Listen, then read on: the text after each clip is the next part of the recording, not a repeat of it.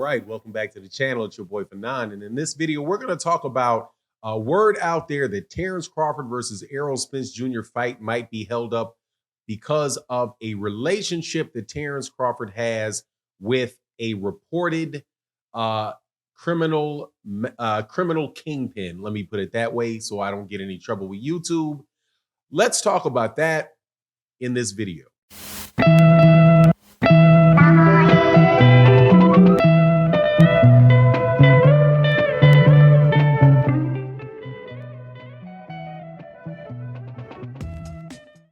All right, welcome back to the channel. It's your boy Kinahan, and in this video, we are going to talk about the Errol Spence Jr. and Terence Crawford fight, and talk about something that has been flying around the internet yesterday and today, and it is about Terence Crawford, a potential holdup for the fight between Terence Crawford and Errol Spence Jr. And it relates to a guy named Daniel Kinahan. Before I get into that, though, let me welcome you back to the channel. If you are new to the channel, thank you so much for supporting the channel. Hope that you enjoy the content. If you do, make sure you hit that subscribe button and the bell icon so you can be notified of when we release more videos. Also, if you are a longtime subscriber, supporter to the channel, please, thank you so much for continuing to watch the videos. Make sure you hit that share and like before you leave the door. All right, so let's get into this, man. Speculation. I know that it happens a lot in the boxing world. I speculate on things that are going around in the boxing world. To me, it's all good, fair boxing talk, and I don't mind any of it. Some people get upset about it. I don't particularly get upset about it because I know at the end of the day, when we're sitting here talking boxing, we're talking boxing so that we can get a little of the stress of our regular day off our backs and enjoy the entertainment that we choose to like and participate and support, which is boxing. Now, in this particular case, though, I want to make sure that Terence Crawford is treated fairly.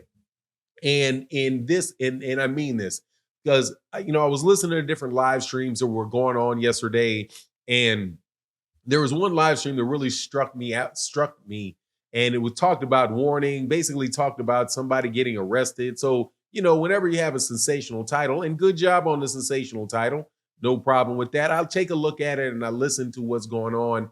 And I was also told in my live streams that there was a problem related to Terence Crawford getting the Errol Spence Jr. fight because Showtime was uncomfortable of working with Daniel Kinahan. Now, if you're not familiar with who Daniel Kinahan is, if you're familiar with this channel, you'll be familiar with who he is, because I had talked with him at least a year and a half ago and let people know that pretty much anybody that was going to be connected with him in short order, if not already at that time, was going to be under investigation for things related to all of the stuff that he was accused of doing in Ireland and throughout the world, which are, I don't want to necessarily list them, but, because YouTube content rules are really funny, but they involve, moving things that are illegal from one place to another, cleaning people's money, selling illegal armaments, things like that. Real heavy duty stuff. Now, Terence Crawford and many other boxers at a point in time were associated with him because he was associated with the co-founder of MTK Global. He was also associated recently, at least it's out there in the press that this is the case, that he was dealing with a company called Probellum.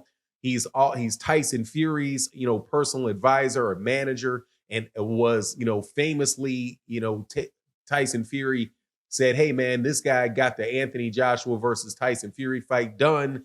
Thanks, Daniel. Thank you for getting it done." He was working with Bob Arum, right? But then, like I told you guys a year ago, the U.S. government stepped up, which honestly, it's kind of like, dude, expecting winter to come in Chicago, as obvious as that was going to be, and says, "Look, man, we got a $5 million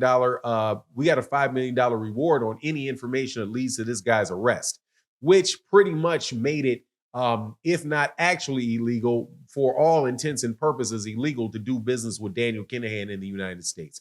So the whole of the MTK Global shut down. All of MTK Global shut down. The entire management, it was the biggest management company in boxing. It just shut its doors. This was such a significant thing. Bob Arum cut ties and said, look, we're going to cooperate with the federal government. We are cutting ties with Daniel Kinahan, right? So Terence Crawford still being involved with him.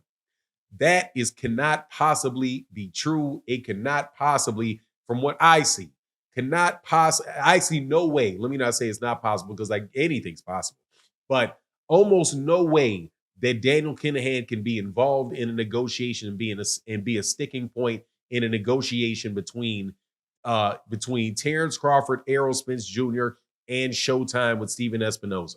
Now, originally, Steven Espinoza was asked about that in an interview that took place right after the arrest, right after the reward was issued related to Daniel Kinahan. He most definitely did say something about it and said that, he wouldn't be working with him, right? And if he was involved, that may cause a problem. But Steven Espinoza was very, very clear in saying that the only holdup related to the fight was how much money people were asking. And that's what they were trying to get around to and get people around to fixing is, coming down on the amount of money that was made. Now Errol Spence Jr. said that he had already agreed to his portion of the contract. Derek James also said that Errol Spence Jr. had agreed to his part of the contract. And Terence Crawford said that they're still trying to work out business matters, right? Now, there's a whole lot of people think people are dumping on Terence Crawford and don't know whether or not Terence Crawford is really the one that is responsible for the fight being held up, or let me put it this way, or the negotiations continuing to go on. But look, when he says that there's still business issues that need to be worked out, and the president of Showtime Sports says the only issue that needs to be handled is how much money somebody's making, and Errol already assigned to the agreement. Dude, it doesn't take a rocket science to know what's up. People are guessing. However, to say that it's because he insists on dealing with a guy that is a criminal overlord that from all intents and purposes is on the run out in the Middle East, I just don't think that that's very realistic, and I don't think that the record of the things that have been said reflect that. Terence Crawford was still doing that. It just doesn't even seem practical. Because if what's Steven Espinoza supposed to be talking to him? If he's talking to him on the phone, Steven Espinoza is going to get investigated for talking to him on the phone. I mean, there's just not even a way. I don't even think that there's a way that Steven Espinoza would even hold a conversation with him, right? Because as soon as you have a conversation with him, you're narrowing down his whereabouts and you're going to get involved, pulled into questioning and all that stuff. Terence Crawford being on the phone with him, it seems like he would be in the same situation if he was even speaking with them. So, I would just say, no, man, that's more than likely doesn't have anything to do with it. Hopefully, it's probably something just as simple as, or a couple of things, right? It could be that the PBC really doesn't want that fight like that. Listen to Floyd Mayweather Jr. When Floyd Mayweather Jr., again, when he spoke yesterday on Fight Hype, didn't sound like he was particularly anxious or thought the fight was going to get made anytime soon, because at least by him not mentioning it. So anyway, that's what I have on that. You let me know what you think in the comment section. And with that, I'm out. Peace.